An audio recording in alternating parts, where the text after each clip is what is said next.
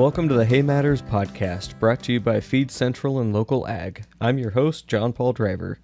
Today, I'm handing things over to Steve and Tim, who are diving into one of those classic only in ag stories. Steve recently met a grain grower who bought a block in 2021 and unexpectedly found himself with a few extra tons of feed on his hands. He's since sold some through LocalAg, and the rest, well, you'll hear the story. Let's get into it.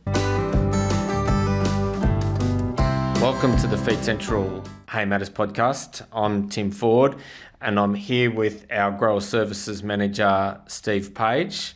Steve, you've just gotten back from a big trip up and down the countryside, which is quite normal for you, but just give us a bit of a rundown about what you saw.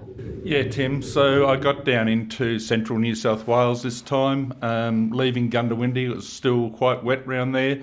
They're still having trouble getting onto some of their country, crops planted and cotton picked, but made my way down through central New South Wales, got down as far as West Wyalong. On the way down, the season was quite good, up to about Forbes, north of Forbes, and through that region, they're having a really good season. So around that Dubbo, there's some early crops, Gilgandra early crops, quite advanced, some of them. You get down just north of Forbes there, it's starting to dry out a little bit, and then I went down to West Wyalong, that's as far as I got down on this trip. Yeah, it was starting to get a little bit dry around that area. They had 15 mil while I was there, but and which they were all very appreciative of. But yeah, it wasn't looking too bad up until there. And Steve, something a little bit unusual this trip. You've you inspected and had a yarn with a grower that's put some silage away a few years ago. Do you just want to elaborate on that? We're about to hear the podcast that you did with them, but do you just want to give a bit of a brief rundown about what that's about? Yeah, so it was lovely to catch up with Patrick Hull, who he's just outside Warren there. He also won one of our awards or that we gave away, our prizes that we give away every month on LocalAg. And caught up with Patrick. He was digging up some haylage out of a pit that had been buried on that farm about 4 to 5 years earlier. Patrick didn't actually own the property when it was done, but he knew the product was there. He actually kept driving in the front gate of that place and kept seeing the mounds where it had been buried underneath. So Pat doesn't have any livestock, not interested in having livestock in the future, so decided that he wanted to tidy that area up. It all seemed to come together with the drought down south and Feed Central moving into LocalAg. He was then able to open one of those pits up, see what he had, and then start to market that haylage through us and LocalAg into a buyer down in Victoria. So Steve, I've seen the photos, but the listeners on the podcast won't have seen the photos. Can you just describe what you saw? So this is a big hole in the ground, and then they've buried bulk silage or buried hay. What's actually happened here? Yeah, so what happened was it was a very good season. So the previous owner decided that he didn't have the livestock to actually eat that product. So he got a local contractor, Ben Wright, to come in. They cut it, conditioned it, got it into bales. The bales weren't the 8x4s that Ben normally does. They were a little bit shorter. He then made it into haylage, not so much silage, and Ben will explain this in his section of the podcast, but the moisture actually came back between that 40 and 50%, and that way they stacked them into this pit in the ground. I think if I remember correct, they were about 4 wide, and about 3 high or 4 high in the pit. And going down into the ground, they then laid plastic over the top and then put the soil back over on top. So in that sort of situation, that product, providing it's done correctly, can actually last in the ground for a lot of years. But this one, Pat had decided that he wanted to tidy that area up, and he was digging them up. So it's essentially a forage sorghum baled into hay, into big square bales, and essentially buried in the ground. Is that sort of what's happened? Yes, Tim, that's right. I believe it was getting a little bit late in the season too, so it was starting to come into the winter months, and they decided to cut it and bale it. Just digging into the feed test here, it seems to have feed tested extremely well, especially for forage sorghum. It's had a crude protein of 12.4%, ME, energy of 9.25, NDF, neutral detergent fibre of 51.4, and ADF, acid detergent fibre, of 35.7. They seem like really, really great numbers. And just to clarify, the feed test moisture reading has come back at 58.3% moisture and 41.7% dry matter, which gives an indication that, it's around that 60% moisture and 40% dry matter. So it just gives a bit more insight into the actual quality of the product here. So I understand this has been sold over the LocalAg platform and gone into dairies in Victoria. So it's essentially moved from Warren in the central western New South Wales to dairy farmers in the southwest of Victoria. It's quite a story in its own right. It's got many stories around it. But you've spent some time this week talking to Pat Hull, the farm owner, and Ben Wright, who's actually the contractor that did all the work and put the bales in the hole and harvested and so forth.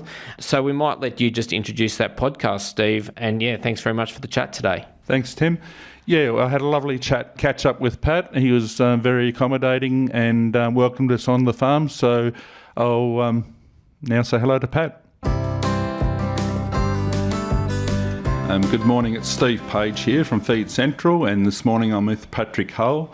Patrick's just opened up a silage pit that's on a property of his, and just having a look at that, and it's been marketed through LocalAg, just to discuss how it's all going for him and what's happening. Patrick, can you tell us a little bit about yourself and the property that we're on and what's going on the property? Yeah, for sure. So we're on a property called Weebagong. We're about 25 k's west of Galaganbone. Our main thing here, or our only thing, is grain on this particular property, and we've got another property down the road, another two properties down the road. Yeah, so mainly what we're focused on is canola, wheat, barley, some legumes at times, but this year all canola, wheat and barley. Yeah, so that's where we're at. And how long have you had this property? This property we purchased in 2022. Yeah, we purchased it it was a grazing property, and we've converted it all across to farming, no-till farming operation.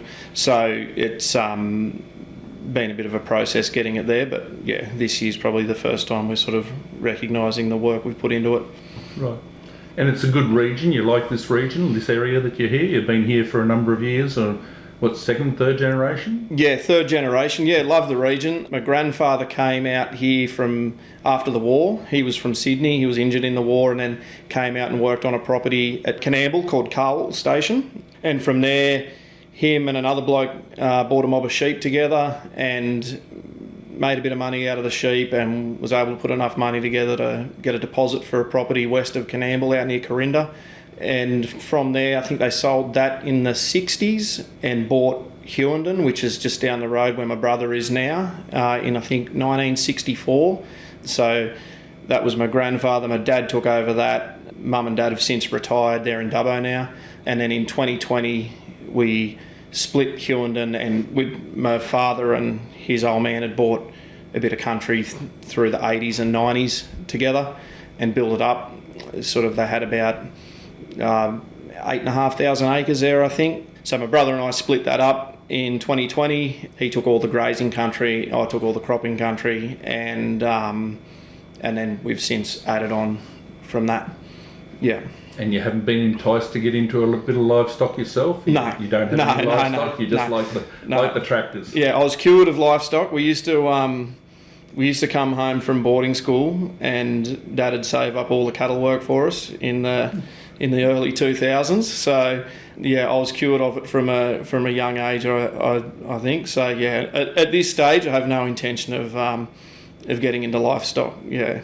So you bought this property, and at that stage you'd had these silage pits in there. Can you tell me a little bit about finding that and opening those pits up and finding out what you saw? Yeah, for sure. So we bought this property, like I said, in 2022, and it was a grazing property. It was owned by a bloke from out at White Cliffs. So I think he might have used it as a fattening block. They used to grow a bit of forage, stock feed here and stuff like that. So obviously we came out of the drought in 18-19. I think we had good rain in March 2020.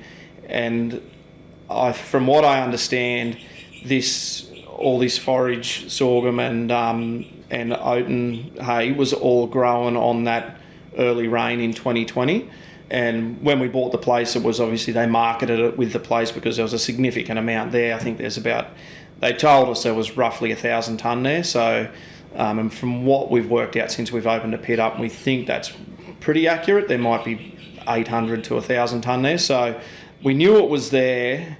We sort of it's been in the back of our mind. It was there, and we weren't really sure what to do with it. And I think I was saying just before we started that I drive past it and I don't like where it is because it's been buried and it's on the driveway and there's all these heaps of dirt on the driveway where this stuff's buried, and we weren't really sure what it was going to be like and what sort of a job was done on it. And we managed to track down the contractor who did the job and spoke to him, and he was really good with information, and from all accounts he was a well-regarded contractor and did a good job in the area with it. So and he'd done quite a bit of it before. So we decided when things were getting tight for feed down in Victoria and South Australia and stuff, we started seeing a little bit of information about running out of hay and things like that.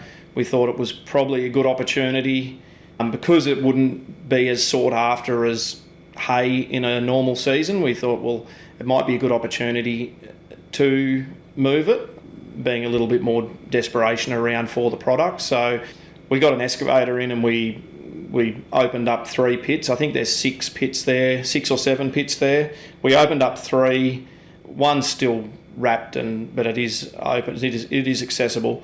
And we thought we'd just make a start. Anyway, we pulled a few bales out and we sort of wanted to see what it had looked like, and we managed to get some photos off the contractor who did the job of it going in. So that was pretty valuable, and we were able to use Feed Central to market that with the pictures of it going into the ground. So we actually advertised it before we opened the pit up, because we had this awkward time where we weren't sure if it was going to be any good, but we didn't want to go to the trouble of opening a pit up if we couldn't get a market for it regardless. So we got the photos of it from when it went into the ground. It looked good going into the ground. We put it up. We had quite a bit of interest in it. We weren't sure of the value of it because I'm very inexperienced with this haylage especially.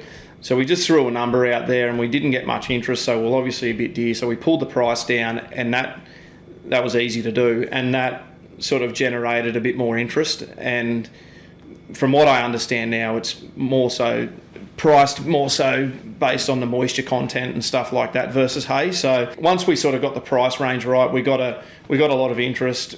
We managed to open a pit up, and once we opened a pit up, worked out that we were going to be able to transport a reasonable amount of it a good distance, because it's only been in the ground for 2-3 years. It's a lot of this stuff goes in the ground with people planning on it being there 20 years, so it hasn't been buried for a great deal of time. So yeah, we've been able to pull it out and sort of draft off any bales that are a bit ordinary and keep the ones that have still got their integrity, and we've been able to load them, and the first truck has actually gone down to Victoria today. And tell us your experiences with LocalAg. You advertise that through Feed Central on LocalAg. You did your own ad on the system. How did that go for you? And how was the contact between you and the buyer? Did you do all that? Yeah, it was really easy. So I'd never really done any of this stuff before. We'd only ever been on the buying side of it back when we were, I was still in the family operation and we were running stock. So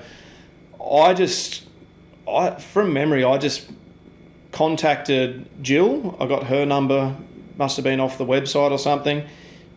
She just told us to set up the app, which took about 5 minutes.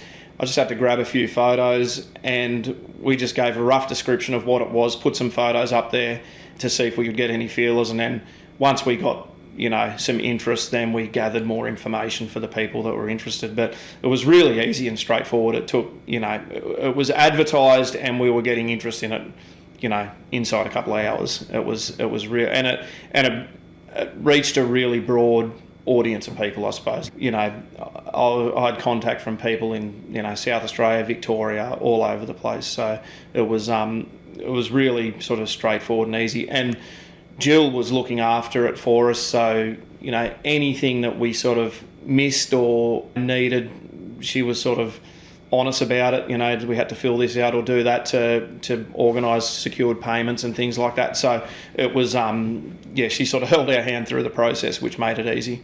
And so what really drew you to local ag? Is there any particular thing that you liked with it, or like there's other marketing sites out there that can market it too, but is there any particular reason for local ag? Well, I think from what I understand was Feed Central and local ag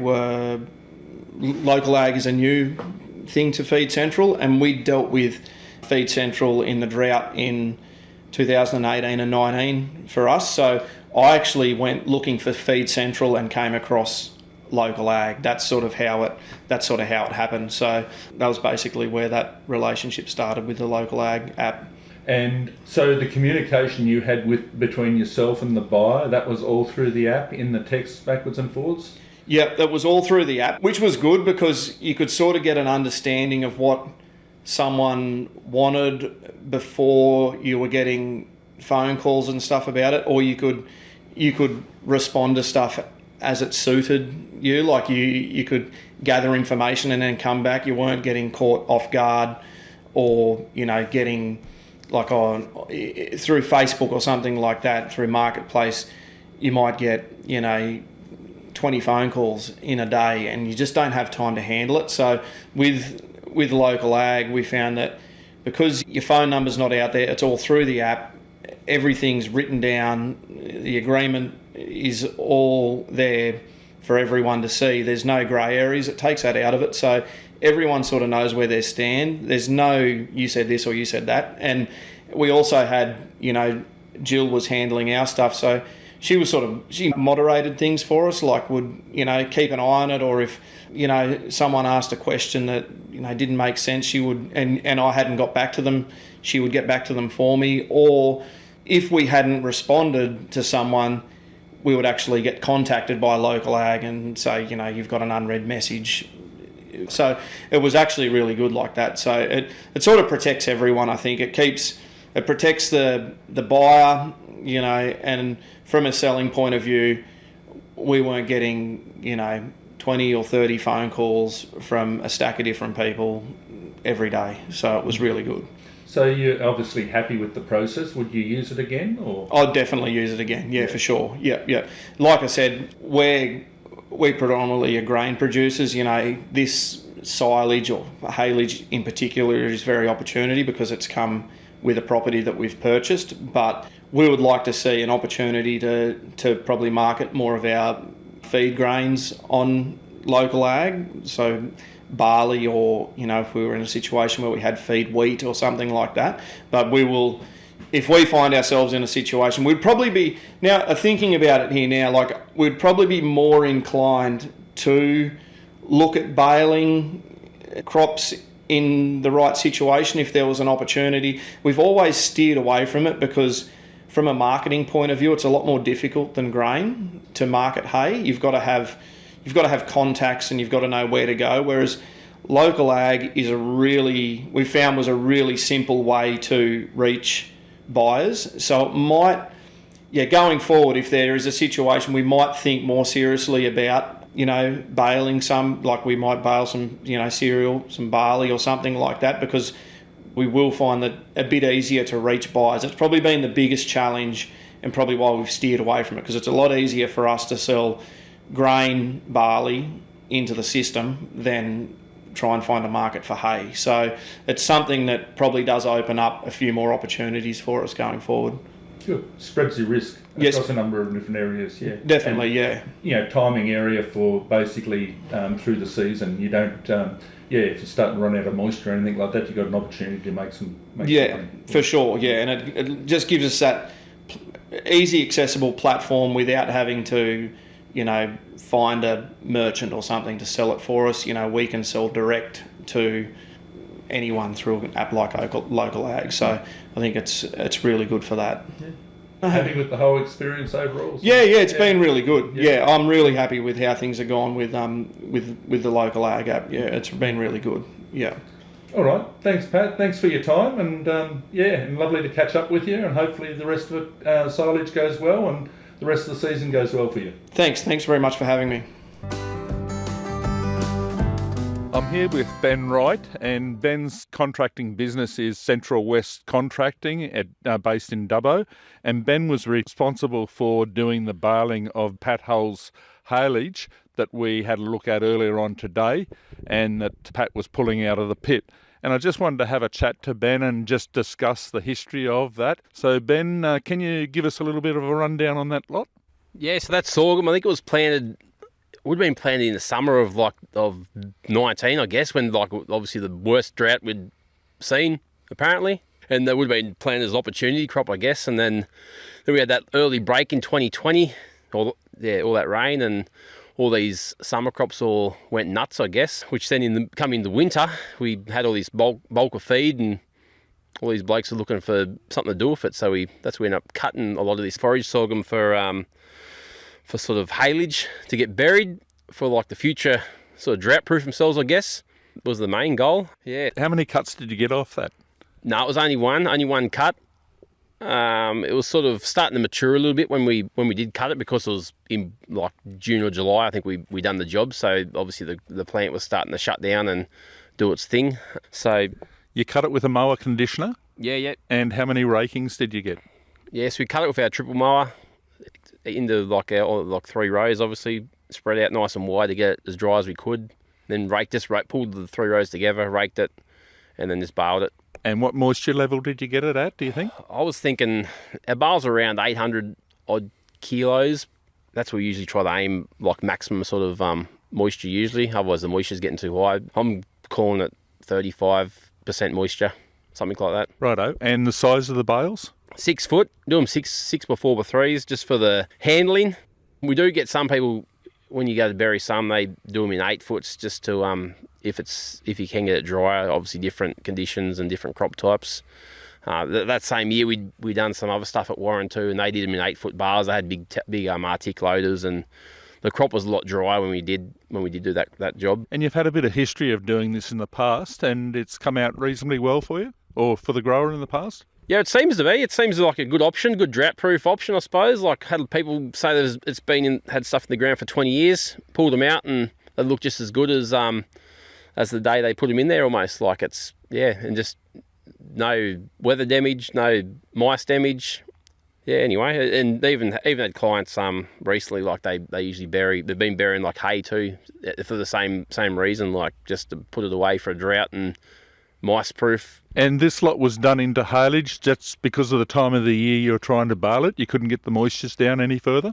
No, that's right. It was pretty cold when we done it, June or July around Warren. It's it was some pretty dewy nights there, I suppose, especially after all the big rain we had in the autumn. So yeah, that was the call for haylage. And can you remember roughly how many days it was actually down for? I think it was on the ground for about 5 to 7 days from rough memory. And it started all the leaves started drying pretty fast actually, but it's just that last sort of big stem sort of holds a fair bit of moisture, and yeah, so that's the killer, I suppose. And it was a forage variety, or was it a grain variety? Can you remember? I'm pretty sure it was a triple S. I'm pretty sure it was, so a Pioneer triple S.